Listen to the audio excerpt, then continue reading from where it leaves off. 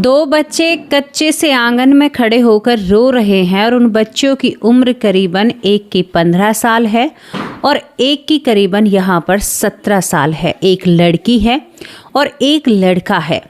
यहाँ पर एक और बच्ची है जिसकी उम्र महज 5 साल है। ये बच्ची इन दोनों बच्चों के गले लगती है और कहती है कि इस दुनिया में तुम्हें अपने आप को संभालना होगा, जिस तरह से तुम्हारी माँ ने अपने आप को संभाला है। हालांकि मेरे लिए तुम्हें भुलाना एक बहुत कठिन, कहते हैं ना कि एक बहुत कठिन परीक्षा है, लेकिन मेरे लाडलो तुम्हें अपने आप को साबित करना होगा। और दोनों बच्चों को, जो काफ़ी बड़े थे उससे उम्र में, दोनों के आंसू पोंछती और कहती है कि ये तुम्हारी जो माँ है ना, यानी अपने आप को कहती है, ये जीवन भर तुम्हें कभी भी नहीं भूलेगी, ये तुम्हें हमेशा याद रखेगी और तुम्हें हमेशा एक अच्छा आशीर्वाद देती रहेगी, लेकिन मैं तुम्हारे पास नहीं रह सकती।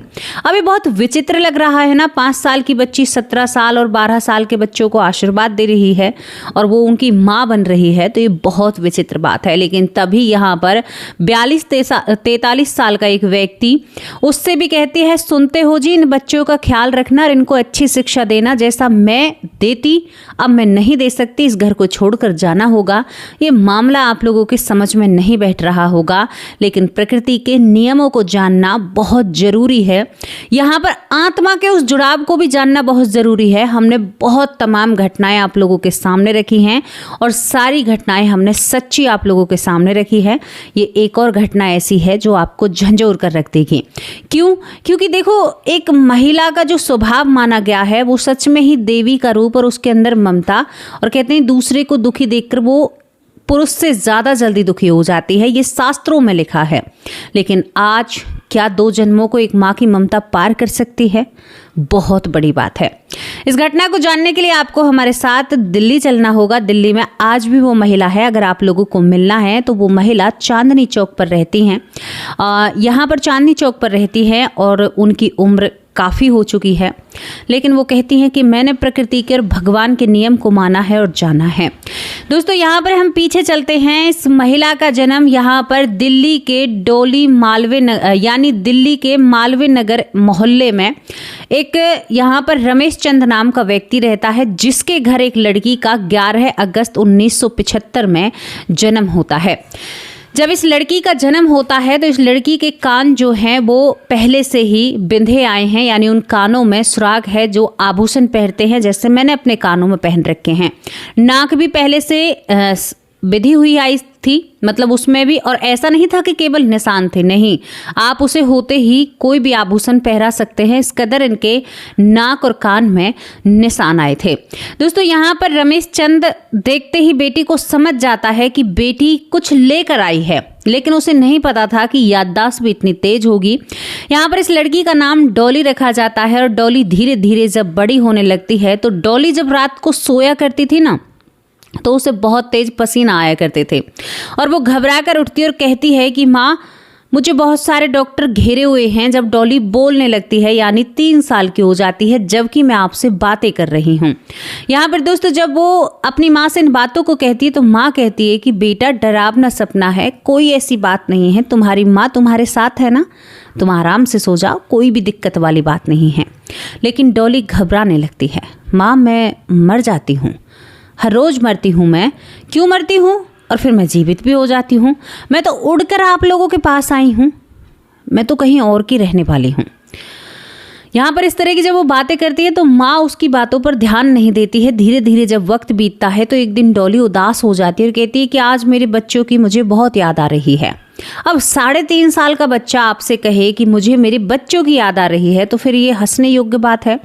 डॉली की माँ हंसने लगती है, वो कहती है कि आप ऐसे मत हंसो, मेरे बच्चे हैं और वो घर में हैं, बहुत अच्छे से रह रहे हैं, लेकिन मुझे उनकी याद आती है माँ, मुझे उनके पास जाना है।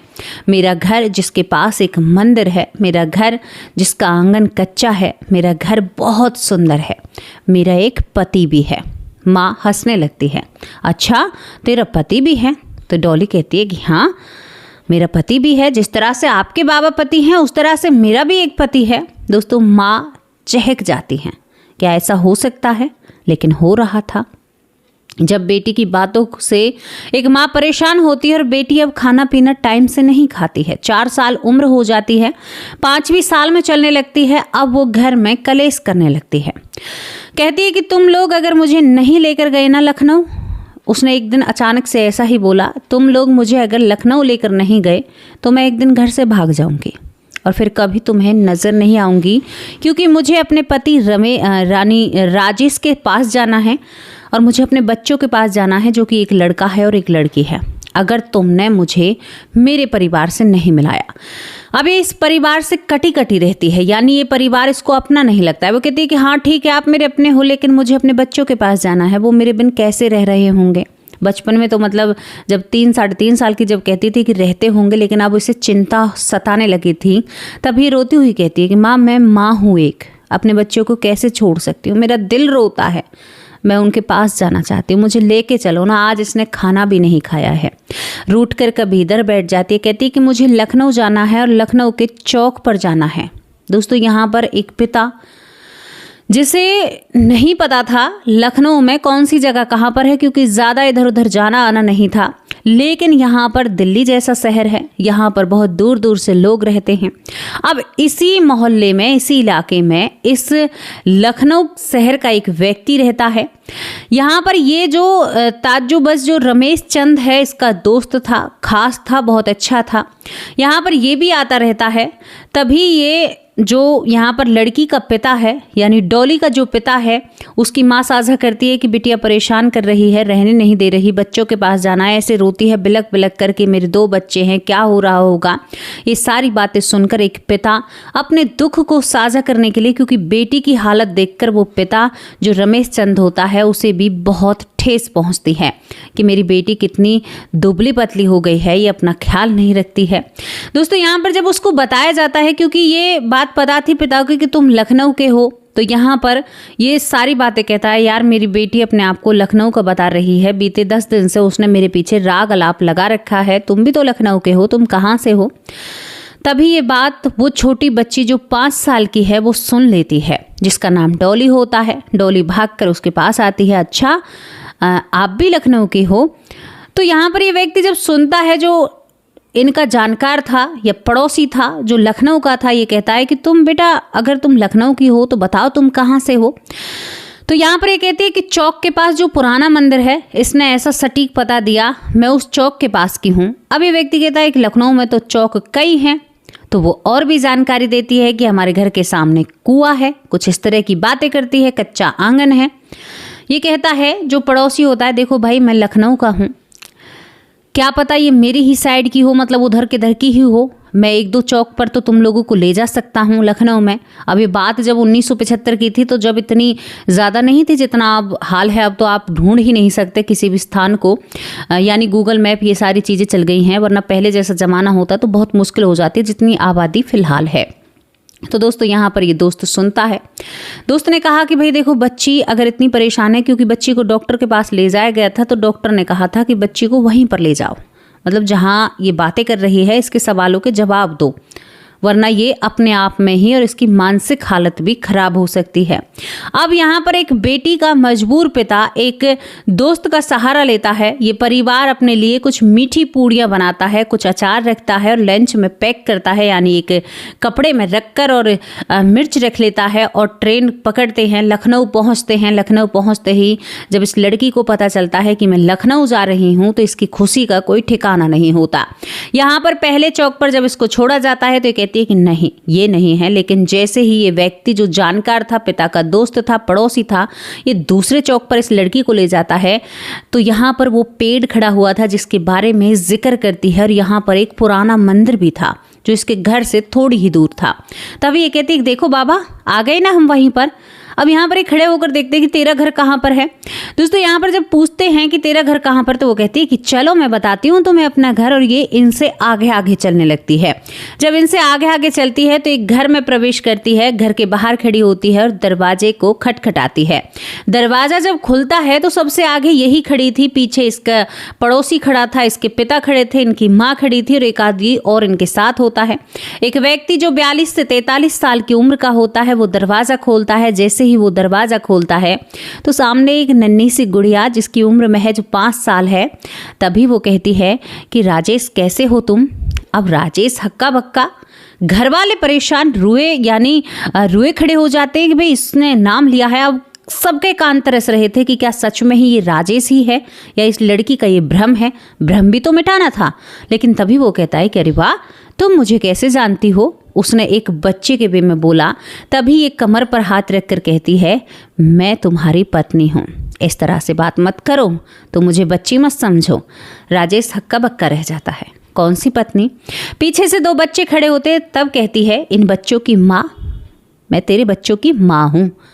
दोस्तों यहाँ पर जो राजेश होता है वो इन लोगों की तरफ देखता है और कहता है, क्या मांगना खाना उठा रखा है या मुझे लूटने के लिए आए हो, क्या समझते हो।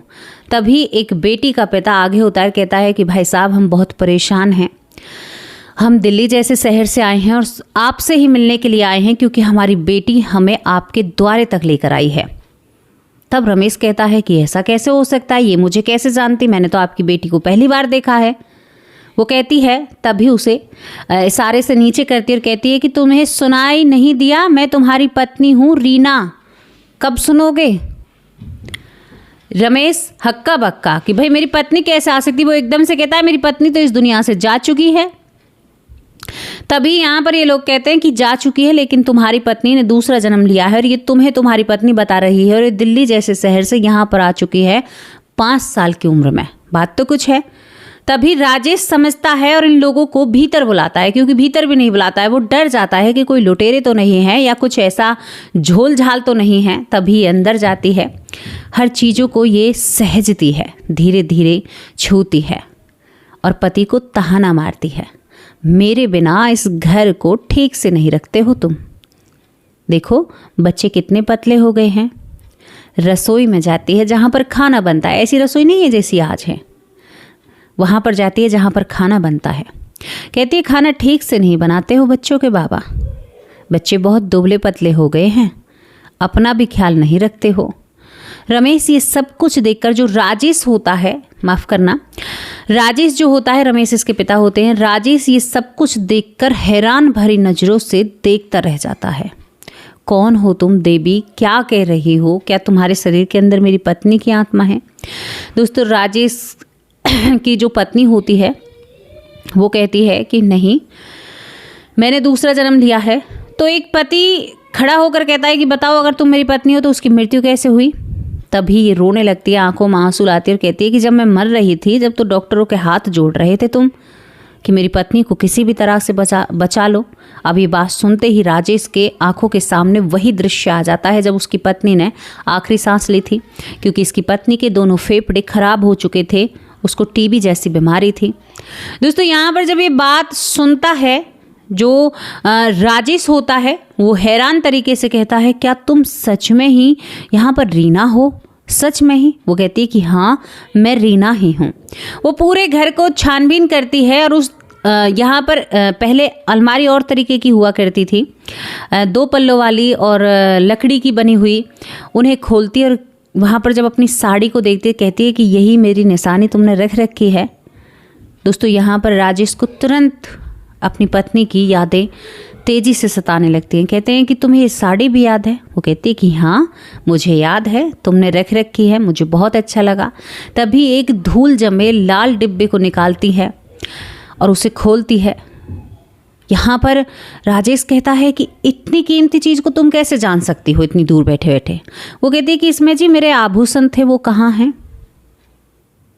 यहाँ पर राजेश कहता है कि घर की किल्लत और परेशानी तुम तो रही नहीं, बच्चों का भी ध्यान रखना तो बिच गए हैं। तभी वो मुस्कुराते हुए कहती है कि अच्छा हुआ तुमने दूसरी शादी नहीं करी, अगर तुम दूसरी शादी कर लेते तो मैं तुमसे नाराज़ हो जाती। तुमने बहुत गलत किया, लेकिन तुम बहुत अच्छे पति हो, तुमने वादा निभाया। दोस्तों जो रमेश यानी जो राजेश महसूस कर पा रहा था ना, वो आप सोच भी नहीं सकते। और आप सोचो तो सोच कर देखिए कि कैसा लगे ऐसा हो किसी के साथ। तो यहाँ पर तभी वो कान में एक ऐसी बात करती है और बहुत ज़ोर से शर्माती है। इस बात को सुनकर राजेश ने स्पष्ट कर दिया था कि ये मेरी ही पत्नी है। सबको यकीन हो चुका था। अब यहाँ पर ये सबसे मिलती है और कहती है कि खाना मैं बनाऊंगी। इस 5 साल की बच्ची ने अपने बच्चों की मदद से उस दिन रसोई में खाना पकाया, सभी को खाना परोसा। 5 साल की उम्र बहुत छोटी होती है, लेकिन इसने अपनी बेटी की सहायता से, अपने पति का मनपसंद और अपनी माँ की सहायता से कहा कि मेरा पति ये सब कुछ खाता है। आज भी उसे अपने पति की पसंद और नापसंद पता थी।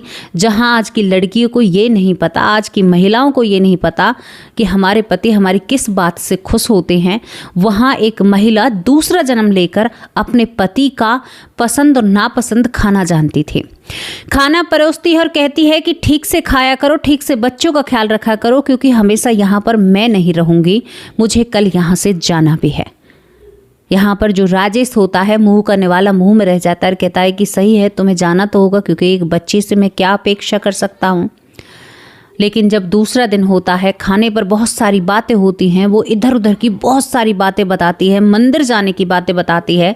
सुबह जब होती है तो अपने बच्चों से विदाई लेती और कहती है कि बाबा को परेशान मत करना। यहाँ पर एक सवाल था, माँ बाप ने क्या कि तुम अपने बच्चों के साथ रहना चाहती हो, क्योंकि वो बहुत रोया करती थी अकेले में। तभी यहाँ पर डॉली ने कहा कि नहीं, मैं भगवान के विरुद्ध नहीं जा सकती, मेरा दूसरा जीवन शुरू हो चुका है, मैं इन बच्चों को कैसे इनके पास रह सकती हूँ, कौन सी नज़रों से रहूँगी, मेरी उम्र छोटी है और मुझे समझ आ चुका है। अब मेरे माँ बाप के पास मेरी दूसरी दुनिया है, बच्चों की शादी हो जाएगी। और कहती है एकदम से राजेश से, अपने पति से, कि तुम्हें अब बच्चों की शादी कर देनी चाहिए, बच्चे शादी योग्य हो चुके हैं। देखो, मेरी तो 12 साल की अवस्था में शादी हो चुकी थी, तुमने इतना देर क्यों कर दिया। ये कहकर और शादी की सलाह कहकर अपने माँ बाप से करीबन उस समय 100 रुपये निकलवाती है। कहती है कि मुझे अपने बच्चों को देने हैं। अपने बच्चों को 100 का नोट दिया, यानी 100 रुपये देती है और अपने पति से आखिरी विदाई लेती है। आखिरी विदाई लेने के बाद वो माहौल, वो पल, वो समय ऐसा था कि सबकी आंखें नम हो जाती हैं, सब रोने लगते हैं। वो कहती है कि ये विधि का विधान है, मुझे याद नहीं रहता तो तुम ऐसे ही रहते, लेकिन मुझे अब तुम सबको देख लिया तो मुझे चैन आ गया। अब मैं परेशान नहीं रहूँगी, अब मेरा दिल परेशान नहीं रहेगा, अब मुझे चैन से नींद आएगी और अब मैं रात को डरूंगी नहीं। उसने मरने से लेकर मरने के बाद कहती है कि मैं तो तुम्हारे पास आ गई। ये है उस प्रकृति का सत्य, जिसे लोग देख कर भी अनदेखा कर देते हैं, जिसे लोग देखकर कहते हैं कि अरे आज ही है, कल किसने देखा है। भैया सावधान हो जाओ, कल सबने देखा है। आज भी यहाँ पर आपको बताऊं, जो रीना उर्फ डॉली है, वो यहाँ पर चांदनी चौक पर अपनी शादीशुदा जिंदगी बहुत अच्छे से बिता रही हैं। आज उनकी उम्र काफ़ी हो चुकी है, लेकिन वो जीतता जाता सबूत है इन सारी चीज़ों का। वो कहती है कि जब मैं पुनर्जन्म की घटनाएं देखती हूँ तो मुझे बिल्कुल भी अजीब नहीं लगता, क्योंकि हमारे साथ बीती हुई है। बहुत सारे लोगों के कमेंट आते हैं, वो कहते हैं कि हमारे साथ बीती हुई है। एक भाई हैं जो राजस्थान से थे, जिन्होंने कहा कि मैं नौकरी करता हूँ, मेरे एक दोस्त है पंडित जी जिसका पुनर्जन्म हुआ है, मैं उनकी बातों पर विश्वास करता हूँ। बहन जी, आपकी वीडियो देखकर बहुत अच्छा लगता है जब ऐसे कमेंट पढ़ती हूँ। जैसी भी स्टोरी लगी हो अपनी राय कमेंट बॉक्स में लिख कर भेजना। प्रवेश कुमानिया, बहुत बहुत धन्यवाद। जय श्री 16 बहुत अच्छे भाई हैं। एस कुमार, बहुत बहुत धन्यवाद। जय एंजल, बहुत बहुत धन्यवाद। सुरेंद्र पाल कौर, मेरी प्यारी बहन है। योग माया साहू, बहुत बहुत धन्यवाद। मधु उपमनमा, कैसे हो। डॉक्टर सुरेश सोनी, बहुत अच्छे भाई हैं। गुलाम मालविया, बहुत बहुत धन्यवाद। राजा राम भाई, आप कैसे हो। सीता मौर्य, बहुत अच्छी माँ है हमारी। सुनील सैनी, बहुत अच्छे भाई हैं। जेपी सिंह भाई, बहुत अच्छे भाई हैं। सुरेश भारद्वाज, बहुत बहुत धन्यवाद। सुभाष चंद्र, बहुत अच्छे भाई हैं। शकुंतला भारद्वाज, बहुत बहुत धन्यवाद। वंदना चंदेल, बहुत अच्छी बहन है। अनिल राज, बहुत बहुत धन्यवाद। शरयू बाला, कैसी हो प्यारी बहन। बीबी सिंह, बहुत बहुत धन्यवाद। रेणु शर्मा, बहुत अच्छी बहन है। तुलसी शर्मा, बहुत अच्छे कमेंट करती हैं। ऐश्वर्या माँ, आप कैसे हो। शकुंतला माँ, आप कैसी हो। सुमित्रा पौर, बहुत बहुत धन्यवाद। शशि तांबी, बहुत बहुत धन्यवाद। तारा कुमारी जो दिल्ली से हैं, बहुत अच्छे कमेंट करती हैं। प्रवेश कुमानिया, प्रेमचंद, बहुत अच्छे कमेंट करते हैं। रमन भाई, आप कैसे हो। सीमा अरोड़ा दिल्ली से। सीमा बहन लखनऊ से। यहाँ पर श्रद्धा शर्मा, बहुत अच्छी बहन है। ज्योति श्रीवास्तव, बहुत अच्छे कमेंट करती है। रामायण कुशवाहा भाई, कैसे हो आप। तुलसी शर्मा भाई, बहुत अच्छे भाई हैं। हीरा कुमारी, बहुत बहुत धन्यवाद। लखविंदर सिंह, बहुत अच्छे भाई हैं। नीलेश सोलंकी, बहुत अच्छे भाई हैं। दिनेश भाई, आप कैसे हो। अनीता वरकड़े, बहुत बहुत धन्यवाद। LDH वाले, भूप सिंह भाई। संगीता बहन, आप कैसी हो। यहाँ पर ललिता यादव जो कि हरियाणा से देखती हैं। सिकंदर सिंह भाई, कैसे हो। मंजू चौधरी, बहुत अच्छी बहन है। प्रेमचंद मीना, बहुत बहुत धन्यवाद। सत्यवंश संगम, बहुत बहुत धन्यवाद। संतोष यादव बहुत बहुत धन्यवाद। यहाँ पर विनोद भाई कैसे हो। डॉक्टर रंजीत कुमार मिश्रा बहुत अच्छे भाई हैं। सुमन देवी प्यारी बहन कैसी हो। रेखा सरपंच जो रोज कमेंट करती हैं। बेटी का बॉस बहुत बहुत धन्यवाद। श्रद्धा शर्मा बहुत प्यारी बहन है। सुमन बहन आप कैसे हो। राजेश कुमार बहुत बहुत धन्यवाद। यहाँ पर हमारे एक और भाई हैं जिनका नाम यहाँ पर महेंद्र दीक्षित है। यहाँ पर महेंद्र दीक्षित भाई बहुत अच्छे कमेंट करते हैं। अनिल साक्य भाई जो हमें फरीदाबाद से देखते हैं। अब आप लोगों से विदा लेती हूँ। कल हाजिर होंगे एक सच्ची अच्छी स्टोरी के साथ। तब तक के लिए नमस्कार। जय हिंद, जय भारत।